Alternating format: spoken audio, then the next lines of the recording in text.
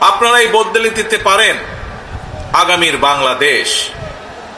এই তারুণ্যই ফ্যাসিবাদ মুক্ত বাংলাদেশে প্রতিষ্ঠা করবে নিজেদের অধিকার। প্রবীণের প্রজ্ঞা, পরামর্শ আর তারুণ্যের শক্তিতেই ইনশাল্লাহ নির্মিত হবে ৭১ থেকে ২৪ পর্যন্ত লাখো শহীদের আকাঙ্ক্ষার সেই প্রত্যাশিত বাংলাদেশ। আজকের এই তারুণ্যের সমাবেশের সভাপতি জনাব আব্দুল মোনায়েন মুন্না, উপস্থিত বাংলাদেশ জাতীয়তাবাদী দলের স্থায়ী কমিটির সম্মানিত সদস্যবৃন্দ, বিএনপির কেন্দ্রীয় এবং অঙ্গ সহযোগী সংগঠনের নেতৃবৃন্দ, এই সমাবেশে উপস্থিত বিভিন্ন শ্রেণী পেশা বিশিষ্টজন, বিশিষ্ট ব্যক্তিবর্গ, সমাবেশে অংশগ্রহণকারী লাখো লাখো মানুষ, আপনারা আমার সালাম গ্রহণ করুন। আসসালামু আলাইকুম।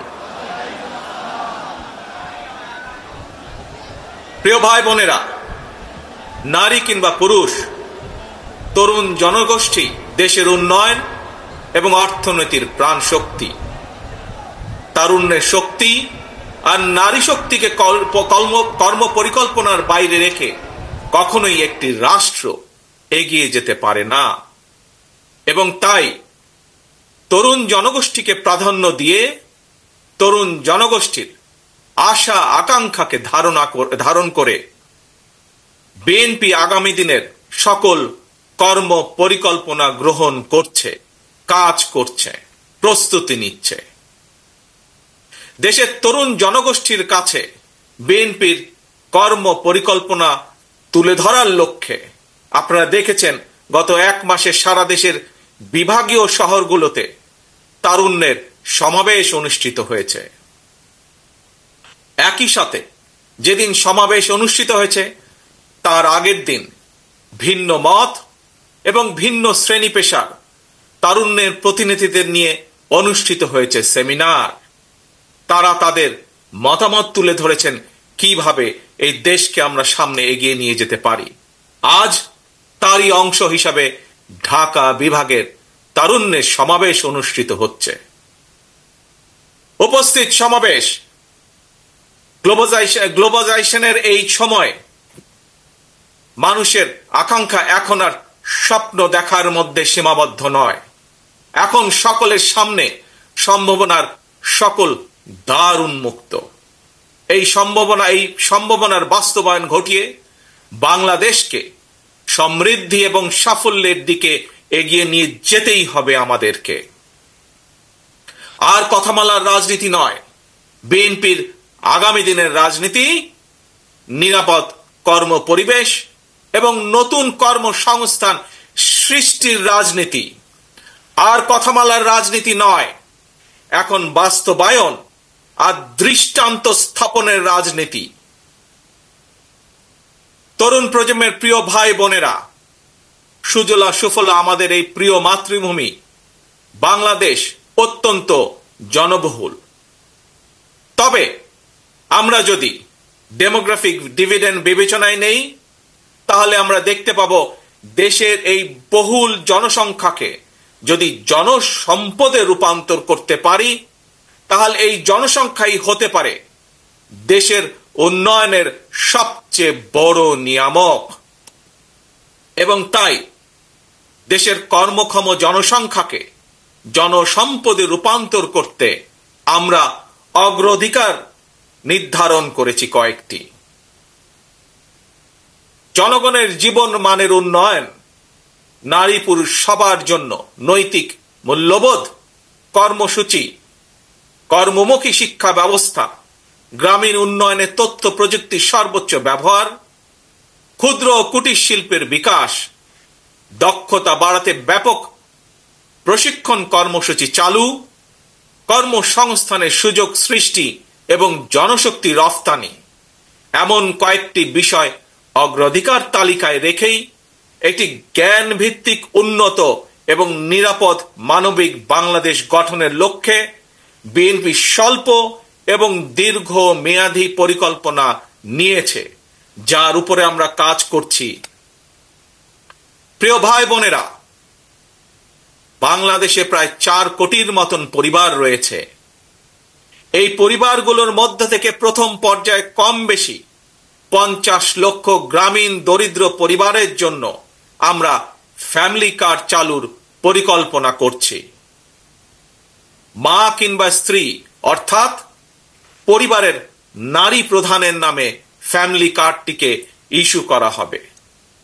প্রান্তিক এই পরিবারগুলোকে প্রতি মাসে রাষ্ট্রীয়ভাবে আর্থিক কিংবা প্রয়োজনীয় খাদ্য সহায়তা প্রদানের আওতায় আনা হবে। আমরা আশা করি সময়ের সাথে এর মাধ্যমে পরিবার এবং সমাজে একদিকে নারী অর্থনৈতিক ক্ষমতায়ন ঘটবে, অপরদিকে পরিবারগুলোর সামনে ধীরে ধীরে স্বাবলম্বী হয়ে ওঠার সুযোগ তৈরি হবে। প্রিয় ভাই বোনেরা, কৃষকদের জন্য ফার্মার্স কার্ড চালু করার আমাদের অন্যতম প্রধান অগ্রাধিকার। একটি নীতিমালার আওতায় কৃষকদের নামে ইস্যু করতে হবে ফার্মার্স কার্ড। এই ফার্মার্স কার্ডে জমির পরিমাণ, দাগ নম্বর সহ প্রয়োজনীয় সব তথ্য থাকবে। কৃষক এবং কৃষি নির্ভর বাংলাদেশে কৃষি খাতে বর্তমানে শ্রমশক্তির পরিমাণ কম বেশি প্রায় 3.5 কোটির মতন। এদের মধ্যে যেমন বর্গাদার চাষি কিংবা ভূমিহীন কৃষক রয়েছেন, তেমনি অনেক কৃষকের নামে নির্দিষ্ট পরিমাণ কিছু জমিও রয়েছে। যেসব বর্গা চাষি কিংবা কৃষক তাদের নামে থাকা জমিতে বছরে একাধিক ফসল ফলাতে গিয়ে আর্থিক সংকটে পড়েন, এমন কৃষকদেরকে কমপক্ষে একটি ফলনের সম্পূর্ণ খরচ রাষ্ট্রীয়ভাবে দেওয়ার পরিকল্পনা আমরা করছি।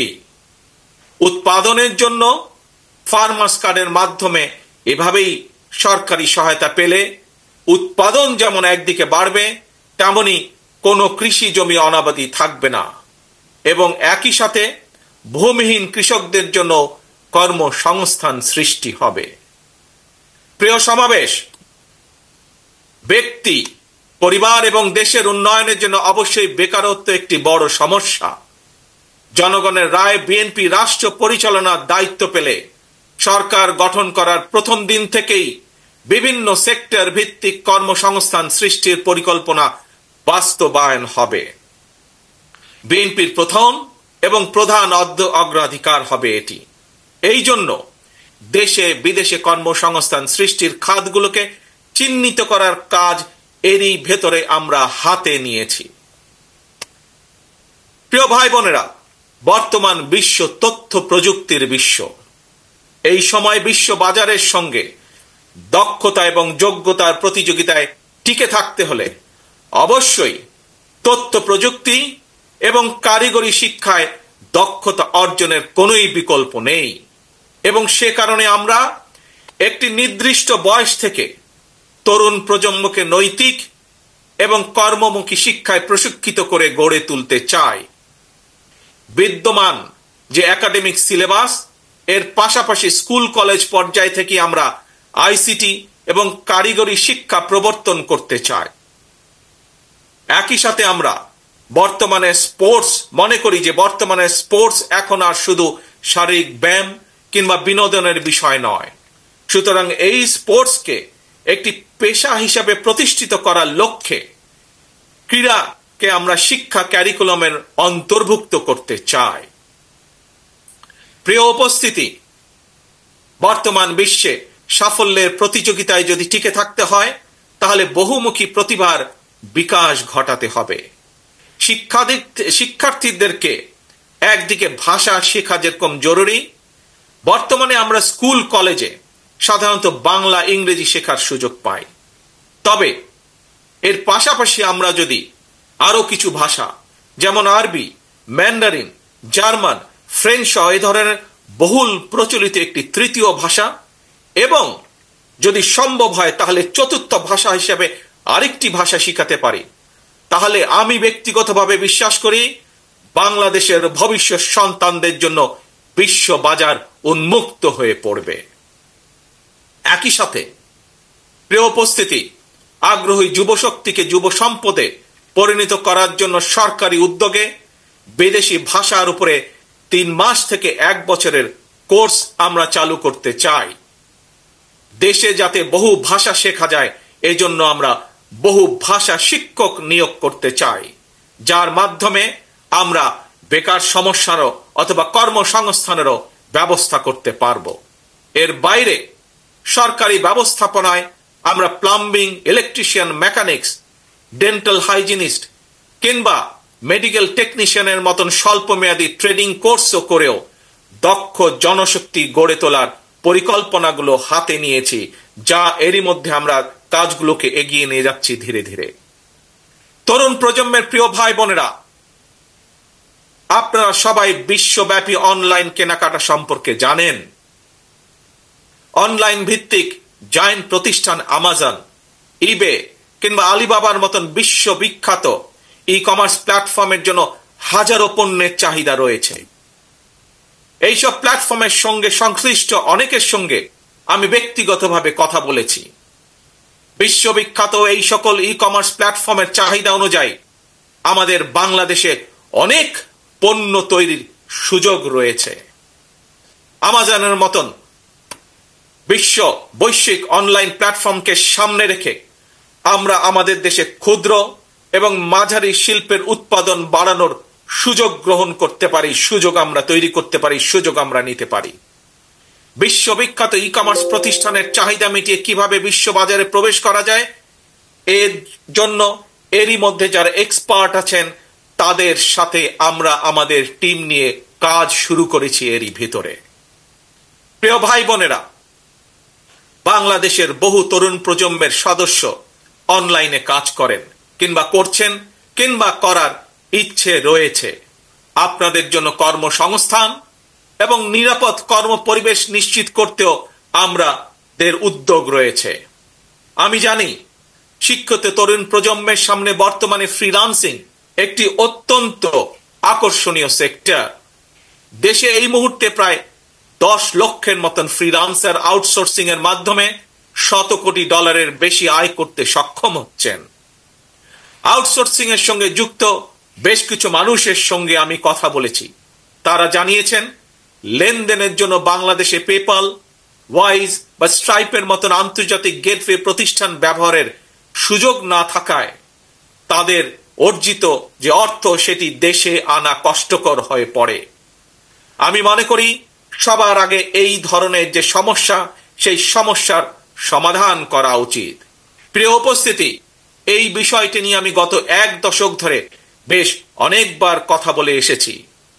বিএনপি মনে করে প্রায়োরিটি বেসিসে দেশের IT entrepreneur, e commerce sector এবং ফ্রিল্যান্সারদের সুবিধায় পেপালের মতন আন্তর্জাতিক গেটওয়ে প্রতিষ্ঠান সুবিধা বাস্তবায়ন করা উচিত। বাংলাদেশে পেপাল সুবিধা নিশ্চিত করা গেলে, যার লক্ষ্য আমাদের রয়েছে, তাহলে লক্ষ লক্ষ ফ্রিল্যান্সারদের কাজের সুযোগ বাড়ার পাশাপাশি দেশে রেমিটেন্সের পরিমাণও বাড়বে ইনশাআল্লাহ। প্রিয় তরুণ প্রজন্মের ভাই ও বোনেরা, প্রতিকারের চেয়ে প্রতিরোধী উত্তম। এই নীতির আলোকে দেশের জনগণের স্বাস্থ্যসেবা নিশ্চিত করা বিএনপির পরিকল্পনার আরেকটি গুরুত্বপূর্ণ অগ্রাধিকার। জনসচেতনার মাধ্যমে অনেক ধরনের রোগ থেকে নিজেদেরকে মুক্ত রাখা যায়। নাগরিকদের স্বাস্থ্যসেবা নিশ্চিত করতে বিএনপি 1 থেকে 3 বছরের স্বল্প মেয়াদী এবং দীর্ঘমেয়াদী পরিকল্পনা হাতে নিয়েছে। এর একটি অংশ হিসাবে প্রতিটি গ্রামে আমরা হেলথ কেয়ার ওয়ার্কার নিয়োগ দেওয়ার পরিকল্পনা নিয়েছি। এই হেলথ কেয়ার ওয়ার্কারদের 80% হবেন নারী। অর্থাৎ সারা বাংলাদেশে যদি আমরা 1 লক্ষ হেলথ কেয়ার নিয়োগ করি, তাহলে তার মধ্যে 80 থেকে 85 হাজার নিয়োগ পাবেন এদেশের নারীরা, যার মাধ্যমে আমরা একটি বিশাল অংশের কর্মসংস্থানের ব্যবস্থা করতে পারব। শুধু তাই নয়, এর পাশাপাশি জনগণের দোরগোড়ায় যাতে স্বাস্থ্যসেবা পৌঁছে দেওয়া যায়, জনগণকে যাতে দ্রুত স্বাস্থ্যসেবা দেওয়া যায়, সেই জন্য সরকারি এবং প্রাইভেট যে সেক্টর আছে, কিভাবে দুটিকে একত্রিত করে আমরা স্বাস্থ্যসেবা গড়ে তুলতে পারি সেটির বিষয়ে আমরা বিশেষজ্ঞদের সাথে পরামর্শ করছি, আমরা সেটির বিষয়ে কাজ করছি। প্রিয় ভাই বোনেরা, স্বাস্থ্য, পরিবেশ এবং জলবায়ুর পরিবর্তন, এই তিনটির একটি অপরটির উপর প্রভাব রয়েছে। সুতরাং খাল খনন এবং বৃক্ষরোপণের বিষয়টিও বিএনপির অগ্রাধিকার তালিকায় রয়েছে। সারা দেশে পরিকল্পিত উপায়ে বৃক্ষরোপণ করা গেলে জলবায়ুর নেতিবাচক প্রভাব থেকে মোকাবেলা করা সহজ হবে। প্রায় আমরা পত্রিকার পাতায় দেখি যে বাংলাদেশের, বিশেষ করে ঢাকা শহরের যে বাতাস, সেটি বিশ্বের মধ্যে সবচাইতে যে খারাপ শহরগুলো তার একটি দুটির মধ্যেই উঠানামা করছে। এবং শুধু তাই নয়, বৃক্ষরোপণ সহ আরো কিছু ক্লাইমেট পলিসি নির্ধারণের জন্য আমরা এরই ভিতরে কাজ শুরু করেছি বিশেষজ্ঞদেরকে সাথে নিয়ে। আমাদের লক্ষ্য থাকবে একটি নির্বাচিত সরকারের মেয়াদ যখন 5 বছর, 5 বছরের পরে 5 বছরের ভেতরে 25 থেকে প্রায় 30 কোটি বৃক্ষ রোপণ করা, এবং একই সাথে লক্ষ্য থাকবে সামগ্রিকভাবে দেশের যে তাপমাত্রা সেটি 2 থেকে চেষ্টা করা 3 ডিগ্রি পর্যন্ত কমিয়ে নিয়ে আসা। প্রিয় ভাই বোনেরা, গণতন্ত্র পুনঃপ্রবর্তন করে স্বাধীনতার ঘোষক রাষ্ট্রপতি জিয়াউর রহমান এই দেশে উন্নয়ন উৎপাদনের রাজনীতি চালু করেছিলেন। Mother of democracy Begum Khaleda Zia দেশে নারী শিক্ষার প্রসার ঘটিয়েছিলেন।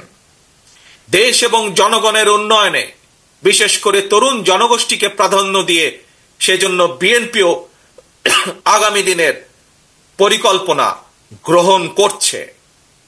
তরুণ প্রজন্মের প্রিয় ভাই বোনেরা, জনগণই বিএনপির সকল রাজনৈতিক ক্ষমতার উৎস।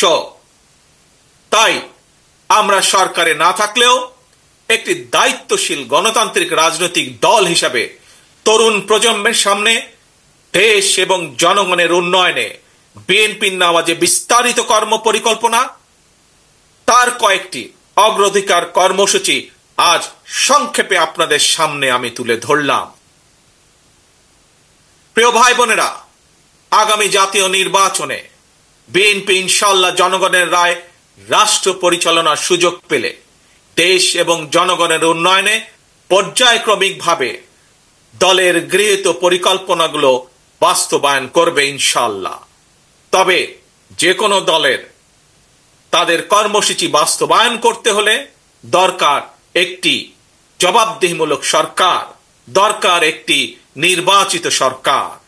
তবে আগামী জাতীয় নির্বাচন অনুষ্ঠান নিয়ে মনে হয় এরই ভিতরে টালবাহানা শুরু হয়েছে বা চলছে। কথিত অল্প সংস্কার আর বেশি সংস্কারের অভিনব শর্তের আবর্তে ঘুরপাক খাচ্ছে আগামী জাতীয় নির্বাচনের ভবিষ্যৎ। এরই ভিতরে জনগণ বিশ্বাস করতে শুরু করেছে সংস্কার নিয়ে সময়ক্ষেপণের আড়ালে অন্তর্বর্তীকালীন সরকারের ভেতরে এবং বাইরে কারো কারো মনে হয় কিছু ভিন্ন উদ্দেশ্য রয়েছে। প্রিয় সমাবেশ, পলাতক স্বৈরাচারের সময় আমরা দেখেছি তারা কিভাবে আদালতকে অবজ্ঞা করেছে, আদালতের রায়কে অবজ্ঞা করেছে।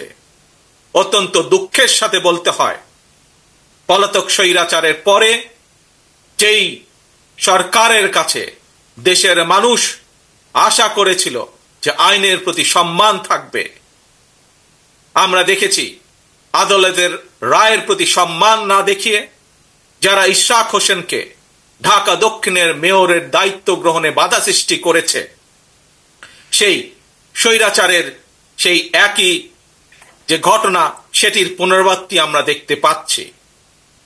প্রিয় সমাবেশ, আপনাদের কাছে আমার আজকে জিজ্ঞাসা, যারা আইনের প্রতি শ্রদ্ধা দেখায় না, যারা আদালতের নির্দেশকে অবজ্ঞা করে, তাদের কাছ থেকে আমরা কতটুকু সংস্কার আশা করতে পারি?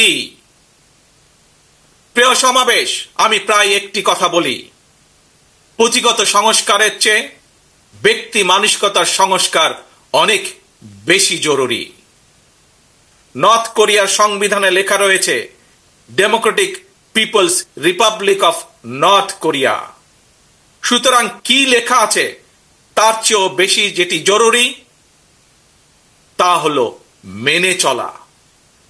ইশরাকের ক্ষমতা গ্রহণ বা ইশরাকের শপথ গ্রহণে বাধা সৃষ্টি করে আজ আমরা আবারও স্বৈরাচারী মানসিকতার বহিঃপ্রকাশ দেখতে পাচ্ছি।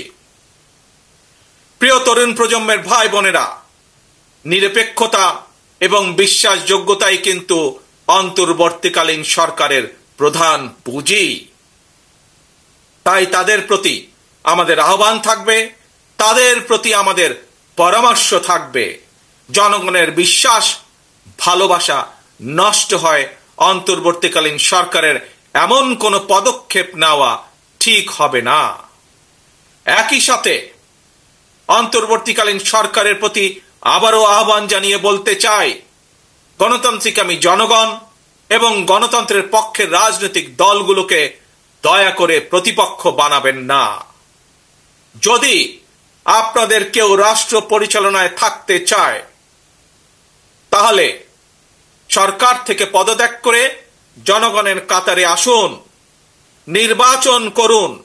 যদি ভবিষ্যতে নির্বাচনে জনগণের রায় পান, তাহলে আবার সরকারের দায়িত্ব গ্রহণ করুন। প্রিয় তরুণ প্রজন্মের ভাই বোনেরা, গত 1.5 দশকে ভোটার তালিকায় প্রায় 3.5 কোটি ভোটার সংযুক্ত হয়েছেন, নতুন ভোটার সংযুক্ত হয়েছেন। এই নতুন ভোটাররা আজ পর্যন্ত একটি জাতীয় নির্বাচনেও ভোট দিয়ে তাদের নিজের পছন্দের প্রার্থীকে জনপ্রতিনিধি নির্বাচিত করার সুযোগ পায়নি। পতিত পরাজিত পলাতক স্বৈরাচারের কাছে মানুষের অধিকার প্রতিষ্ঠা কিংবা নির্বাচন কোনো গুরুত্বপূর্ণ কিছু ছিল না। সুতরাং সংস্কার ইস্যুর পাশাপাশি জাতীয় নির্বাচন অনুষ্ঠানের জন্য অন্তর্বর্তীকালীন সরকারের দৃশ্যমান প্রস্তুতি নেওয়া উচিত বলে আমরা বিশ্বাস করি বা আমরা মনে করি। প্রিয় সমাবেশ, অতীতে বিভিন্ন সময় এই বাংলাদেশে তত্ত্বাবধায়ক সরকার নিরপেক্ষ নির্বাচন অনুষ্ঠিত করেছে এবং প্রত্যেকটি ক্ষেত্রে আমরা দেখেছি তত্ত্বাবধায়ক সরকার 3 মাসের মধ্যেই সফলভাবে জাতীয় নির্বাচন অনুষ্ঠান সম্পন্ন করেছে। সুতরাং অতীতে এই বাংলাদেশে রেকর্ড রয়েছে 3 মাসের মধ্যে জাতীয় নির্বাচন অনুষ্ঠিত করা সম্ভব। কিন্তু আজ আমরা দেখছি 10 মাস পার হয়ে গেল, অন্তর্বর্তীকালীন সরকার নির্বাচনের দিনক্ষণ ঘোষণা করছে না। আমরা ফ্যাসিবাদ মুক্ত বাংলাদেশে জনগণের সরাসরি ভোটে, জনগণের কাছে জবাবদিহিমূলক, জনগণের কাছে দায়বদ্ধ একটি সরকার দ্রুত দেখতে চায়। অন্তর্বর্তীকালীন সরকারের প্রতি আহ্বান, আগামী ডিসেম্বরের মধ্যেই জাতীয় নির্বাচন অনুষ্ঠিত হতে হবে। আবারও আমরা বলতে চাই, আগামী ডিসেম্বরের মধ্যেও জাতীয় নির্বাচন অনুষ্ঠিত হবে। নতুন প্রজন্মের প্রিয় ভাই বোনেরা, আজকের এই সমাবেশ, প্রিয় দেশবাসী, আগামী ডিসেম্বরের মধ্যে আপনারা জাতীয় নির্বাচন অনুষ্ঠান যাতে অনুষ্ঠিত হয় তার প্রস্তুতি নিতে শুরু করুন। কারা রাষ্ট্র পরিচালনা করবে, কারা আপনাদের প্রতিনিধি হবে, জাতীয় নির্বাচনে আপনারা ভোট দিয়ে আপনাদের সেই প্রতিনিধিকে আপনারা নির্বাচিত করবেন। প্রিয় সমাবেশ, শহীদ রাষ্ট্রপতি জিয়ার সৈনিক দেশনেত্রী বেগম খালেদা জিয়ার কর্মীদের প্রতি আহ্বান জানিয়ে বলতে চাই, আপনারা জনগণের কাছে যান, তাদের প্রত্যাশা জানার চেষ্টা করুন, তাদের প্রত্যাশা বোঝার চেষ্টা করুন, জনগণের মন জয় করুন। কারণ জনগণই বিএনপির সকল রাজনৈতিক ক্ষমতার উৎস। প্রিয় দেশবাসী, প্রিয় সমাবেশ, প্রিয় ভাই বোনেরা, এবার আমি আপনাদের সামনে একটি ছোট্ট স্লোগান তুলে ধরতে চাই। মন দিয়ে দয়া করে সবাই শুনবেন। প্রথমে আমি স্লোগানটি বলবো, মন দিয়ে শুনবেন। তারপরে দ্বিতীয়বার আবারও আমি বলবো, তখন দয়া করে সকলে আমার সামনে স্লোগানটি আপনারা একই সাথে বলবেন। দিল্লি নয়, পিন্ডি নয়, নয় অন্য কোন দেশ, সবার আগে বাংলাদেশ। প্রিয় সমাবেশ বলুন, প্রিয় দেশবাসী বলুন, দিল্লি নয়, পিন্ডি নয়, নয় অন্য কোন দেশ, সবার আগে বাংলাদেশ। আল্লাহ হাফেজ। বাংলাদেশ জিন্দাবাদ। বাংলাদেশ জাতীয়তাবাদী দল জিন্দাবাদ।